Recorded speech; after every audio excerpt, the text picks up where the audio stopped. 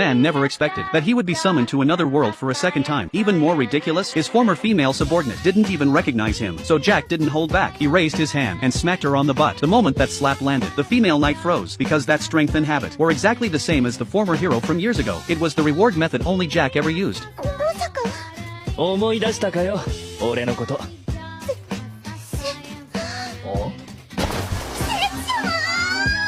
The knight instantly realized the man in front of her was once her master, but she still felt confused because Jack's face looked completely different from before, and all of this started several years ago. Back then, Jack was fighting the Demon King in a final battle, but at the critical moment, he was suddenly sent back to the real world. Strangely enough, all of his memories and powers remained intact, but his body had to grow again from infancy, and just like that, he returned to living a normal life. Until one day, Jack stood by the window recalling his experiences in the other world. Unexpectedly, fate found him again. A massive magic circle suddenly appeared on the ground. Blinding light instantly filled the area. Everyone around panicked in confusion. Only Jack remained calm because he knew his moment to show off had arrived again. The next second, a flash of white light appeared. Everyone was teleported away. When Jack opened his eyes again, the familiar air made him realize immediately that he had returned to the other world. But his classmates had no idea what was happening. Everyone thought they were dreaming. At that moment, a group of mysterious armored figures suddenly appeared in the distance. At first the students thought it was just a movie shoot, but when the strangers raised their weapons and charged forward, everyone finally realized something was wrong. People immediately scattered and ran. Only Jack remained standing still. At the critical moment, his childhood friend Yuhi stepped in front of him without hesitation.